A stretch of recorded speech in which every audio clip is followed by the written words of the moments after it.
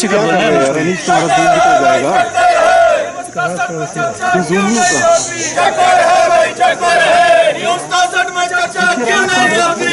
आगे मत जाना, आगे मत जाना। क्यों नहीं होती? नियम शासन पर चर्चा क्यों नहीं होती? चक्कर है भाई, चक्कर है। नियम शासन में चर्चा क्यों नहीं होती? चक्कर है भाई, चक्कर है। नियम शासन में चर्चा क्यों नहीं होती? चक्कर है भाई, चक्कर है। नियम शासन में चर्चा क्यों? आज विधानसभा का मॉनसून का ये पहला सत्र है और इस पहले सत्र में पहले दिन हमने हिमाचल प्रदेश में बारिश और बरसात के कारण जो त्रासदी हुई है उस पर नियम 67 के अंतर्गत चर्चा मांगी है और जहां तक रूल का प्रोविजन है उसमें बड़ा साफ है, स्पष्ट है। जब नियम 67 के अंतर्गत चर्चा मांगी जाती है, चाहे प्रस्ताव सरकारी है, चाहे वो प्रस्ताव किसी एक माननीय सदस्य का है, वो सब कुछ स्थगित कर दिया जाता है। इसलिए इसको स्थगन प्रस्ताव बोलते हैं। सारी कार्यवाही स्थगित करके एक ही विषय पर चर्चा की जाती है नियम 67 के अंतर्गत जब वो स्वीकार किया जाता है।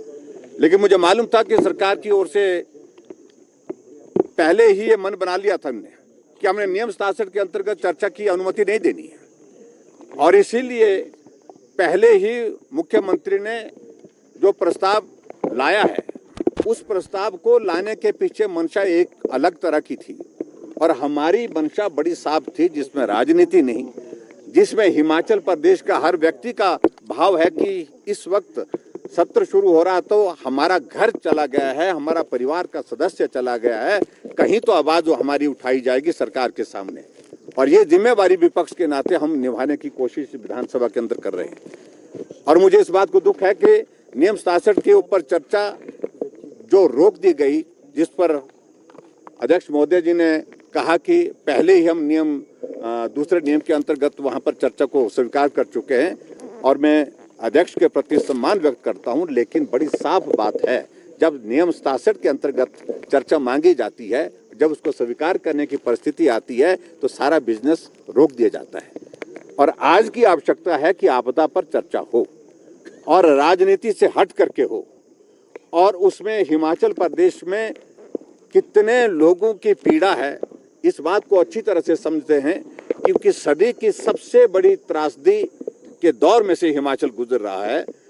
हजारों लोग बेघर हो चुके हैं हिमाचल प्रदेश में, सड़कें बंद पड़ी हैं, बिजली बंद पड़ी है, पानी की योजनाएं बंद पड़ी है, त्राही त्राही चारों तरफ मची है।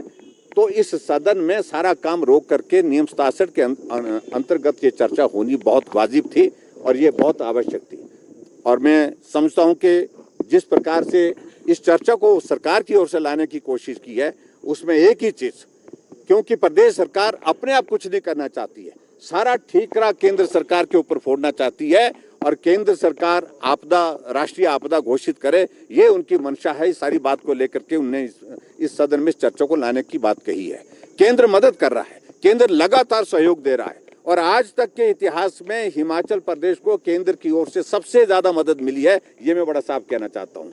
इसलिए आवश्यकता तो ये थी जो लोगों का दर्द है उसका हम जिक्र करें। सभी माननीय सदस्य यहाँ जिक्र करना चाहते हैं कि मेरे विधानसभा क्षेत्र में ये नुकसान हुआ, मेरे विधानसभा क्षेत्र में इतने लोगों की जिंदगी चले गई, इतने मवेशियों की जिंदगी चले गई और ऐसे में उस चर्चा को रोकना मैं समझता बहुत ही दुर्भाग्यपूर्ण है। हमारे हिमाचल प्रदेश के 75 लाख के करीब जो लोग हैं उनकी भावनाओं को आज सदन के अंदर व्यक्त करने से रोका गया है, ये मेरा आरोप है।